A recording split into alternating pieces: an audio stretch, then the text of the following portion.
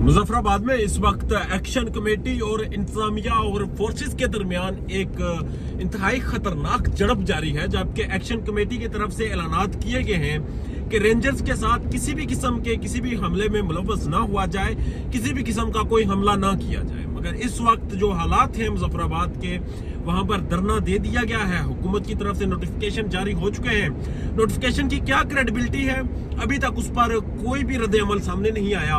Action committee उस पर discussion कर रही है, जबकि दूसरी जानब जो हालात हैं वो इस कदर खराब हो चुके हैं, हालात इस कदर खौफनाक हो चुके हैं कि आप अंदाजा नहीं लगा सकते। रेंजर्स की 2 गाड़ियां जलने के विजुअल सामने आए हैं और उसके बाद इतलात ये है कि वहां पर 18 से 20 नौजवान मुबैना तौर पर जख्मी हुए, जबकि 2 नौजवान गैर मुसद्दका इतलात के मुताबिक वहां पर जम भाग हो चुके हैं। रेंजर्स के नौजवान जख्मी हैं। अब जरा इस सूरत हाल का अगर आप जायजा लें, अगर आप इस सूरत हाल को एनालाइज करें, तो आपको एहसास होगा कि इस वक्त ये मामलात कश्मीर में चल रहे हैं। कश्मीर इस वक्त बैन अल-अक़वामी दुनिया की नजर में है। हमारा पड़ोसी मुल्क, हमारा दुश्मन भारत इस वक्त उसके ऊपर प्रोपेगेंडा कर रहा है। उनका मीडिया एक एक चीज के ऊपर प्रोपेगेंडा कर रहा है। पाकिस्तान में दफाई अदारों के हवाले से जो कैंपेन माजी के कुछ महीनों में, कुछ सालों में चलाई गई, वो अपनी मिसाल आप है। और जिस तरह से कंट्रोवर्शियल किया गया अदारों में, और उसके बाद अब मुजफ्फराबाद में एक नई कंट्रोवर्सी में अदारों को फंसा दिया गया है। इससे साबित होता है कि यहाँ पर कोई तीसरी कुव्वत इस कदर एक्टिव है, कोई तीसरी कुव्वत इस कदर टेक्निकल तरीके से एक्टिव है कि आप अंदाजा नहीं लगा सकते। मुजफ्फराबाद के हालात खराब हो चुके हैं। कश्मीर इस वक्त एक ऐसी सूरत-ए-हाल में दाखिल हो चुका है जो कि कश्मीर के लिए, पाकिस्तान के अदारों के लिए, पाकिस्तान की फोर्सेस के लिए इंतहाई खतरनाक है। अब सवाल ये पैदा होता है कि कश्मीर पर मुसल्लत वो एक शख्स जो अनवारुल हक है, वो इस कदर जिद्दी क्यों है? वो अगर मुज़ाकरात करता है तो मुज़ाकरात में नोटिफिकेशन ही करता, और अगर वो नोटिफिकेशन करता है तो उसमें वो एक्शन कमेटी को एतमाद में नहीं लेता। वो शख्स जो कि इस कदर जिद्दी है कि जो अपनी दानश्वरी जानने के चक्कर में, अपनी ही जो समझदारी के चक्कर में पूरी रियासत को पागल करार देता है और फिर मुतालबात भी मानता है, और वह मुतालबात मानकर भी उनका मजाक उड़ाता है। इसका मतलब क्या है, इसका मकसद क्या है?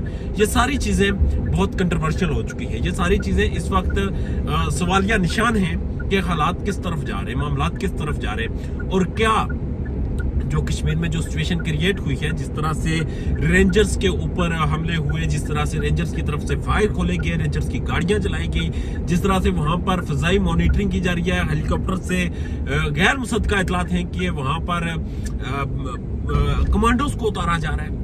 ये सारा मामलात जा किस तरफ रहे हैं? ये मामलात मैनेज कौन कर रहा है?